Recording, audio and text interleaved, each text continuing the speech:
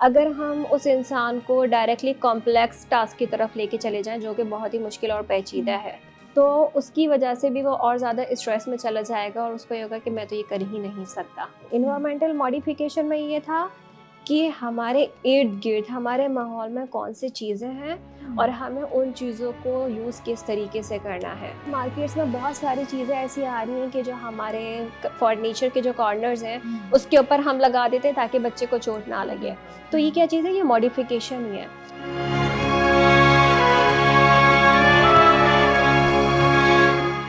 Occupation therapy के कोई techniques हैं जो आप यूज़ करती हैं और कितनी हैं और कैसे इस्तेमाल करते हैं? अच्छा, यहाँ पर मैं आपको बताती चलूँ कि हम यहाँ पर 8 टेक्निक्स हैं जो मैं आपको बताऊँगी नंबर 8।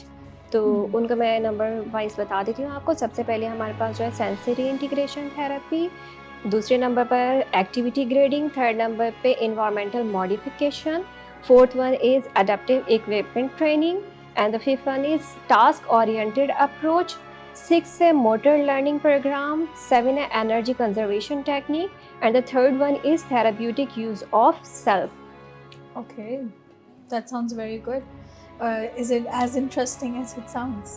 Yes. अच्छा, इसके अंदर जो नंबर 1 की हमने बात की थी सेंसरी इंटीग्रेशन की, इसके अंदर ये होता है कि कोई भी इंडिविजुअल कोई भी सेंसरी इनपुट ले रहा है क्योंकि वी हैव मल्टीपल सेंसरीज, तो हम सेंसेस के थ्रू हम कोई भी देखते हैं, सुनते हैं, समझते हैं या फिर टच होता है। बहुत बिल्कुल। सारी चीज़ें ऐसी होती हैं, उनको हमने परसीव किया हमारी बॉडी ने, उसके बाद उसको किस तरीके से प्रोसेस करना है हमारे माइंड के अंदर, फिर उसके मुताबिक ही हमारा कोई भी रद्द-ए-अमल होना चाहिए, वो चीज़ देखी जाती है। ओके। दूसरी हमने बात की थी एक्टिविटी ग्रेडिंग की।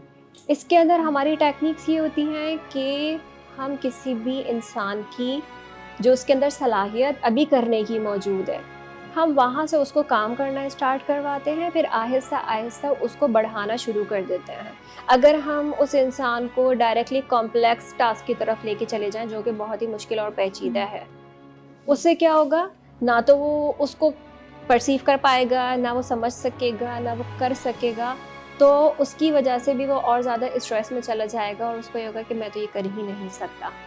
इसके अलावा हमने बात की थी एनवायरमेंटल मॉडिफ़िकेशन की। एनवायरमेंटल मॉडिफ़िकेशन में ये था कि हमारे इर्द-गिर्द, हमारे माहौल में कौन-सी चीज़ें हैं और हमें उन चीज़ों को यूज़ किस तरीके से करना है। हमारे एनवायरनमेंट में बहुत सारी चीज़ें ऐसी होती हैं, अगर मैं इसकी एक एग्ज़ाम्पल दूँ कि एक छोटा बच्चा है, जब वो बड़ा होता जाता है, चलना शुरू करता है, तो वो बहुत सारी चीज़ों से टकराता है। क्योंकि वो लर्निंग प्रोसेस में होता है कि किस तरीके से मुझे चलना है, लेकिन चलते-चलते जो है वो चीज़ों से टकराना शुरू कर देता है।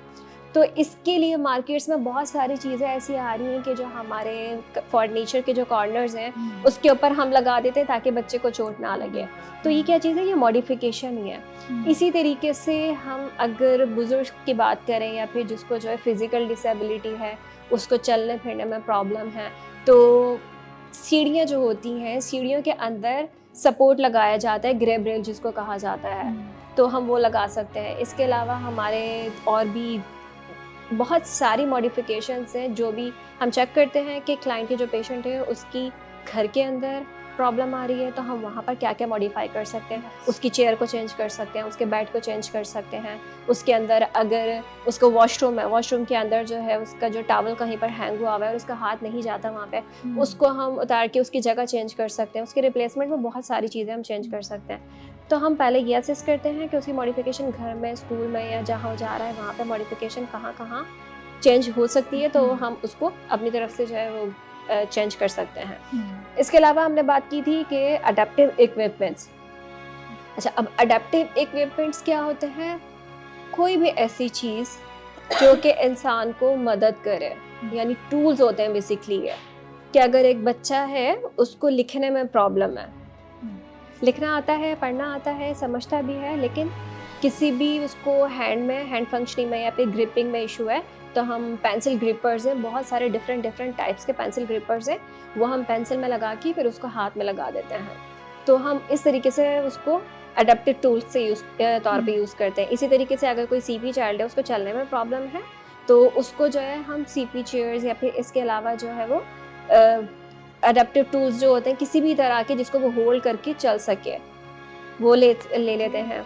इसके अलावा अगर किसी को वॉशरूम में जाके नहाने में प्रॉब्लम है, यानी उसका हाथ जो है, नॉर्मल इंसान है, उसको स्ट्रोक हुआ, स्ट्रोक होने के बाद जो है उसका मसल स्टिफनेस हो गई है, तो वो हाथ अपना पीछे की तरफ लेके नहीं जा सकता। तो हैंडल्ड वाले हमारे पास स्पंजेस होते हैं, तो वो हाथ में उसको लेके और पीछे की तरफ लेके जा सकते हैं। ओके। इसी तरीके से जो है शावर्स लेने के लिए जो है रबर की इस तरीके के बैंड्स होते हैं कि उससे भी जो है वो रब कर सकते हैं अपनी बैक को, कि अगर हमारा हाथ पीछे की तरफ नहीं जा रहा। तो बहुत सारे हमारे पास इसी तरीके के अडेप्टिव टूल्स होते हैं। और अगर हम शूज़ की बात करें तो शूज़ के अंदर भी ये होता है कि हमें नीचे झुक के और उसको जो है लेसिस को बांधना होता है। अब ये है कि कुछ लोग जो है वो शू लेसिस को बांध नहीं पा रहे हैं, तो हम उनको वेलक्रो वाले शूज़ दे देते हैं। इसके अलावा कोई बटन्स बंद कर रहे हैं और बटन उसको, उनका हाथ बहुत ज़्यादा शेकी हो रहा है, एथिटॉइड मूवमेंट है उनकी बॉडी की कि वो चाहते हुए भी करने के बावजूद भी वो नहीं कर पा रहे हैं, तो उसके अंदर भी जो है हमारे पास एक टूल होता है जो बटनिंग के लिए होता है, हुक बटनिंग के लिए, तो उसको यूज़ करके वो भी यूज़ कर सकते हैं। So we have a lot of lot adaptive of tools. Techniques.